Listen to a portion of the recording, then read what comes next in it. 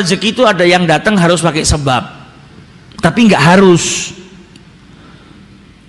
Tidak ada persyaratan Allah itu kalau mau ngasih ke rezeki hambanya harus ikhtiar terlebih dahulu, nggak harus.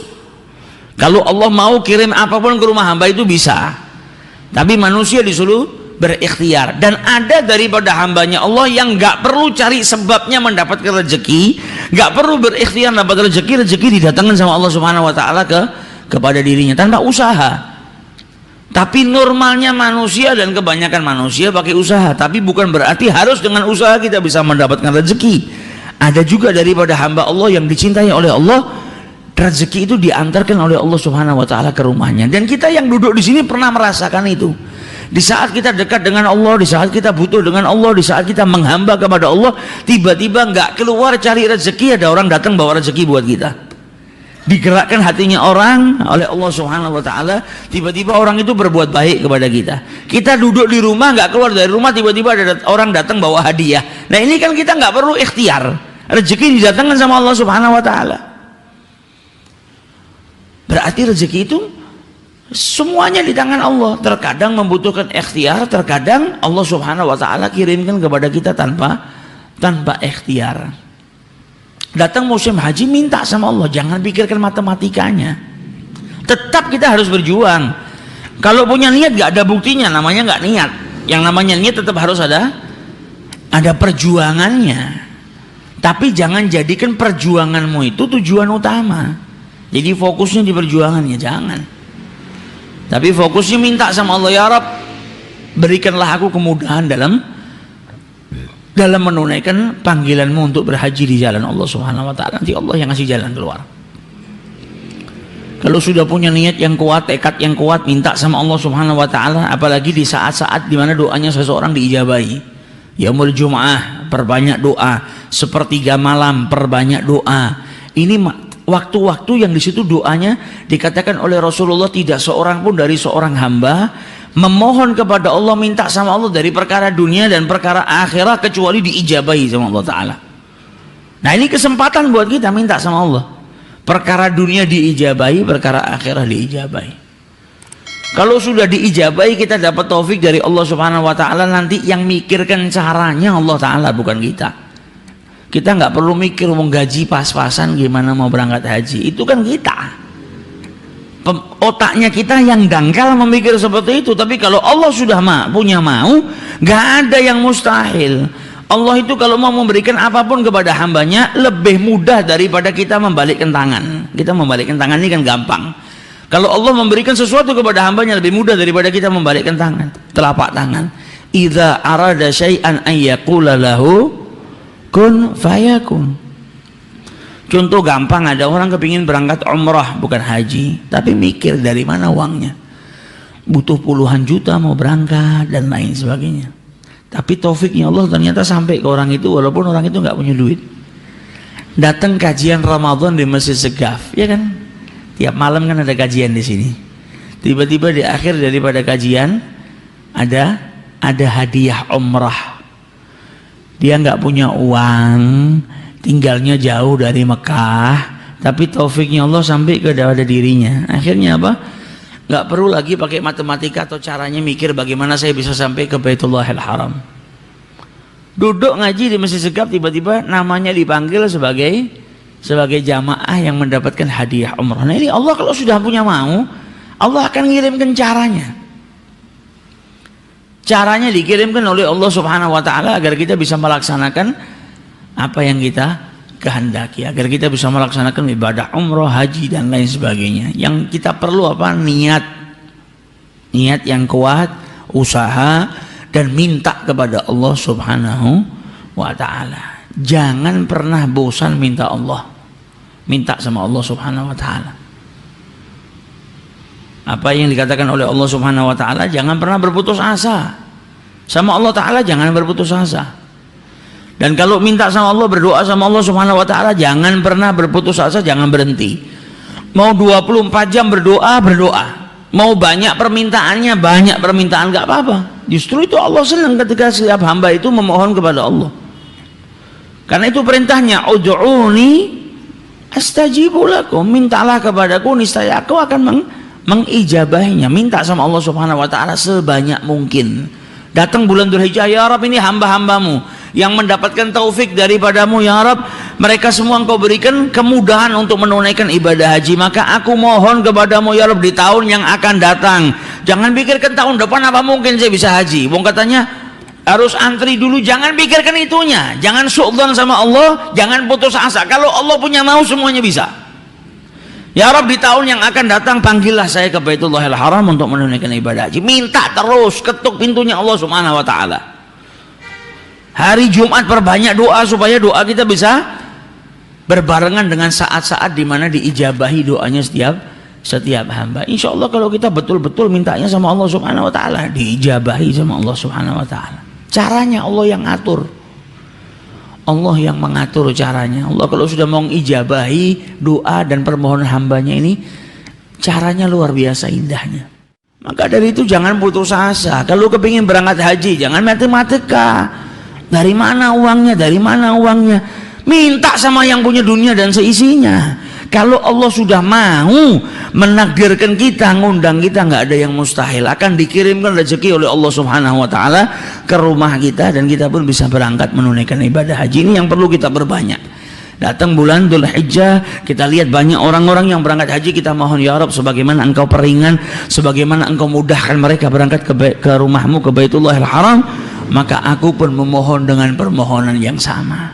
Mudahkan langkah ini untuk bisa sampai ke sana, mudahkan langkah ini untuk bisa berziarah ke Baitullahil Haram, untuk bisa berziarah ke makam Rasulullah SAW. Kita doa, kita usaha, selebihnya serahkan kepada Allah Subhanahu wa taala. Nah, insya Allah doa kita bakal diijabahi oleh Allah Subhanahu wa taala. Dan bagi yang belum berangkat haji, kalau datang hari Arafah, hari Tarwiyah, jangan cuma buang waktu sia-sia, coba kita juga beribadah. Karena dikatakan dalam hadis, man shama yauma tarwiyah a'tahu Allahu mithla thawab sabru Ayyub ala balaihi. Siapa yang puasa di hari Tarwiyah, sudah tadi keutamaannya seperti apa?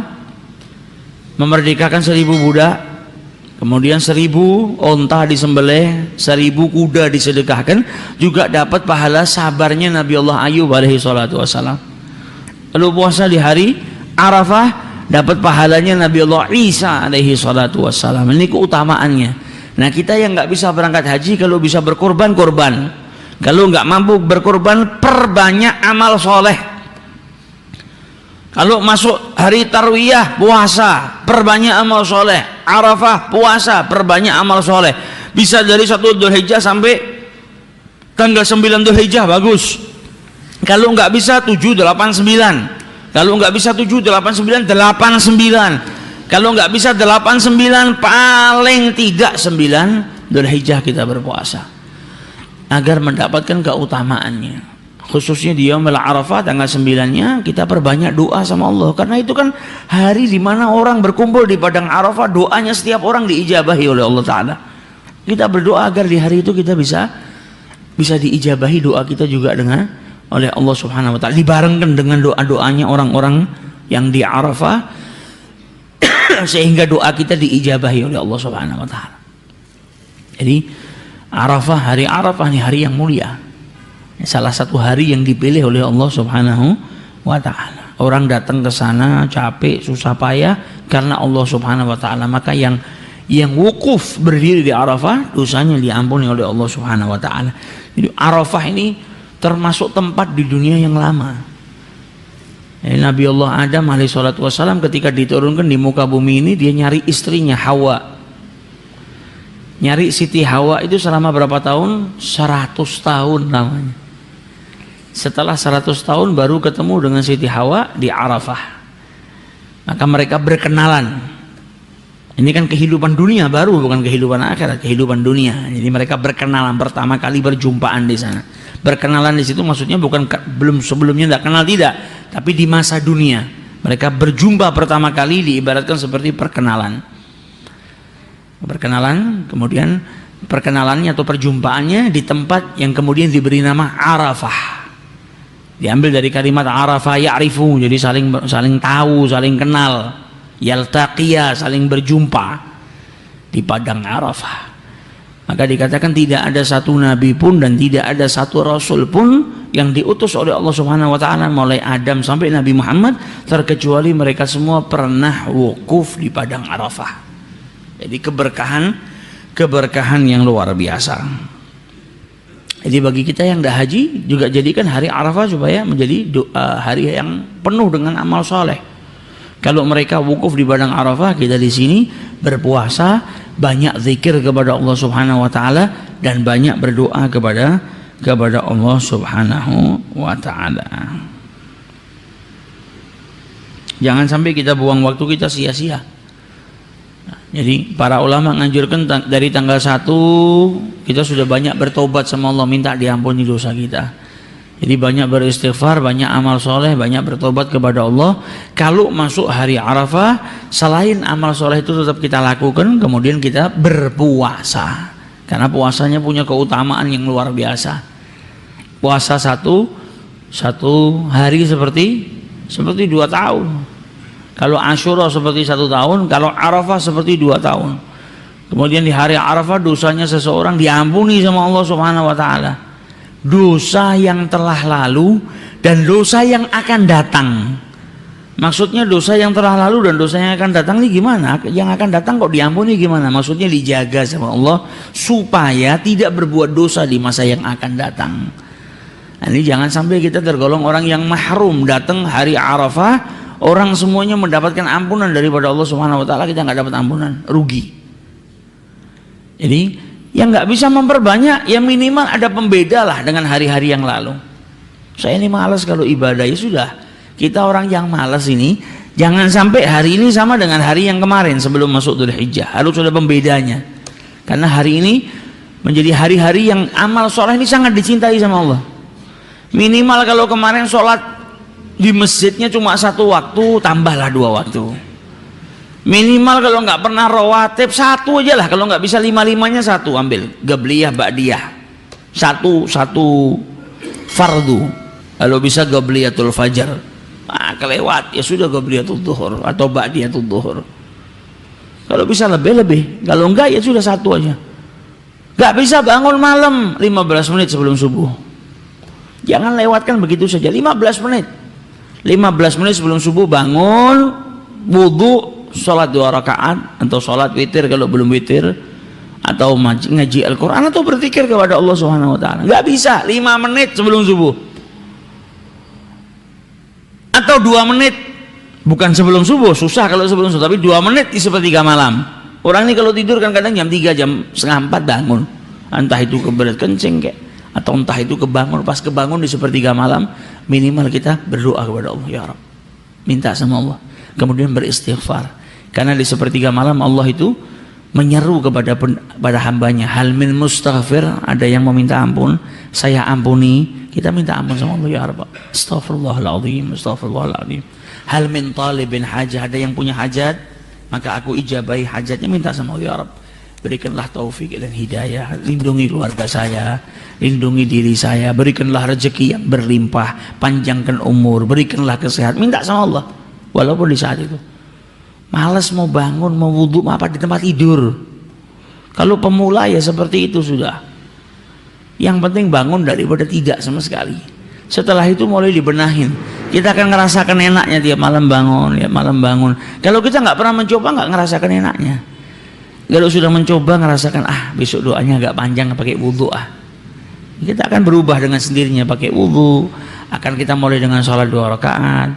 Akan kita berubah yang tadinya tiduran dengan duduk menghadap kiblat, minta dengan penuh tadarruk kepada Allah Subhanahu wa taala. Yang terpenting dicoba, dilakukan khususnya di malam-malam yang mulia ini di bulan Dzulhijjah. Kita minta sama Allah Subhanahu wa taala semoga tidak keluar daripada bulan yang penuh berkah ini kecuali dosa-dosa kita diampuni oleh Allah, dijadikan kita hamba-hamba yang dimuliakan oleh Allah Subhanahu wa taala. Amin ya rabbal